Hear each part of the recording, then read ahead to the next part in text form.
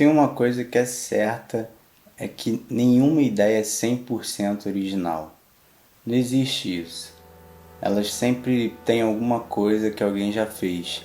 As ideias vêm do nada, mas não de nada. Tem um documentário que já é até assim, muita gente já conhece. É o Everything's a Remix. Eu vou deixar o link aqui. Tem no YouTube, tem até dublado e tal. Mas eu vou deixar o link aqui do que parece ser completo. Ele é legendado. Ele fala bem sobre esse assunto, né? Que a criatividade, ela funciona através de combinações de ideias que já existem, né? Porque toda criação, ela é na verdade uma mistura de cópias. Você transforma e combina e cria uma nova ideia, só que com várias cópias. Isso já acontece há muito tempo. Isso sempre teve na música, no cinema, na TV, nos jogos, no design, na literatura, na publicidade tem muito, na moda. Criar é sempre dialogar com o que já existe. Então assim, quanto mais referências você tem, mais maneiras de combinar essas ideias que já existem para você criar a sua nova. Na música, por exemplo, os artistas já se inspiram em coisas que já foram criadas. Ritmos, acordes, estilos que já foram inventados, bandas que gravam músicas antigas, cover com uma nova releitura. No cinema, os roteiros são baseados em histórias que já foram contadas. Técnicas visuais copiadas por outros diretores. Copiar referência faz parte do processo criativo. Isso não é um problema. O problema é quando você copia tudo igual. Aí você vai parar no plágio. Por exemplo, se você copiar o texto de uma pessoa exatamente como está escrito ali,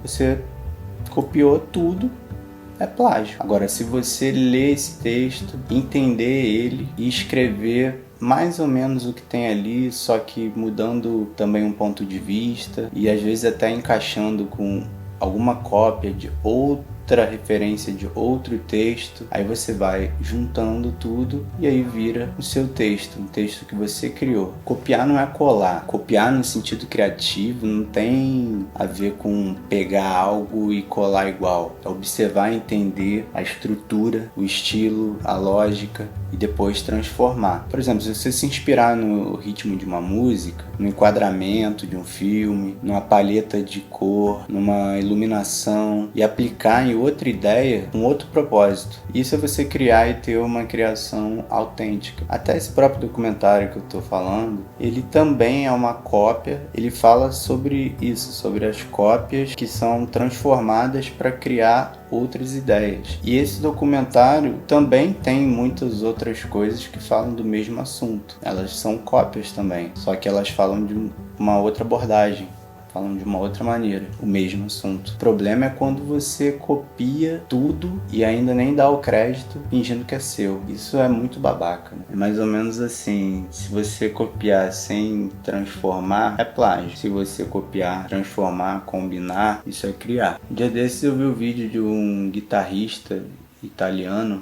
Bom, isso falaram pra caramba na internet, né? O Exposed. O cara descobriram que ele... Bom, ele fazia... É um guitarrista italiano, não vou lembrar o nome dele. Ele fazia um monte de vídeos acho que pro Instagram, e ele tocava pra caralho, tocava rápido, fazendo um monte de coisa difícil. Só que aí descobriram que as frases que ele fazia eram frases que já existiam, e ele nem dava os créditos. E além do mais, ele acelerava um pouquinho pra parecer que ele tava tocando naquela velocidade. Porra, a galera ficou muito puta na internet. Falou que é absurdo, o cara é uma farsa e tal. Aí depois, teve um dia que eu vi um vídeo de um cara, Gustavo Arturi, falando sobre isso. Um monte de gente falou sobre isso no YouTube. Só que esse cara levantou um ponto de vista bem interessante. Uma coisa que eu concordo muito. Se você pegar pra copiar um solo inteiro que já existe, você vai ficar ali, dependendo do solo e das suas habilidades guitarrísticas, você vai ficar um bom tempo ali, pegando pedacinho por pedacinho, pegando tudo aquilo, e aí,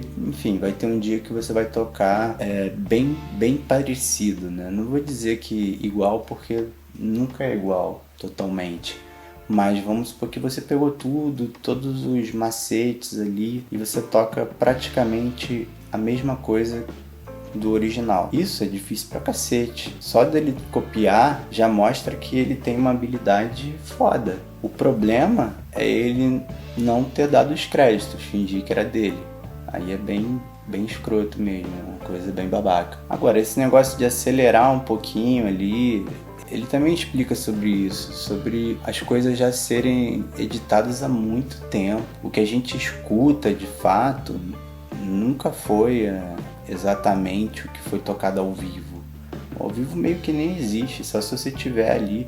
E às vezes até no ao vivo mesmo, no show, existem efeitos ali, existe o autotune, existem algumas coisas ali para deixar o negócio não ficar totalmente cru. E ele fala um negócio interessante. Quando eu era moleque eu também pensava isso. Quando eu escutava um álbum, uma banda, né, eu ficava, caralho, que som foda. E eu imaginava que os caras chegavam no estúdio e gravavam a música, né, todo mundo, ficar redondo todo mundo, né, bateria, baixo, guitarra, o vocalista. Eu achava que todo mundo tocava junto e gravavam e depois era isso. No máximo faziam alguns tratamentos ali, né, de áudio. Mas não, sempre foi gravado, pedacinho por pedacinho. A guitarra às vezes ficou melhor um verso, só que no outro verso é a mesma coisa que a guitarra vai fazer. Então eles usam a melhor gravação, bateria, mesma coisa. Mexer ali, tudo é editado, de certa maneira sempre editado, e no cinema também, na internet tudo é editado, o que a gente escuta de fato não é exatamente aquilo, só que mais uma vez essa questão de você querer se passar por alguém que criou uma coisa e você copiou absolutamente tudo, você nem deu os créditos também, isso é plágio e, cara, é realmente algo assim triste, porque assim, pra quê, né, cara? É só criar. Uma coisa também que eu acho engraçada é quando um artista ele não assume, né, as suas influências, as suas referências. Pô, por que não precisa ter medo de dizer de onde vêm as referências? Isso mostra até um repertório, uma maturidade criativa. E, pô, os artistas que fazem isso, eu acho isso muito foda. Reconhecer que existem suas fontes, faz parte do processo, sabe? Para alguns, não sei, parece que é como se fosse um sinal de, pô, não vou falar nada, porque senão eles vão descobrir. Pô, fala sério, cara. Todo mundo descobre, uma hora vão descobrir. O negócio é não fingir que não existe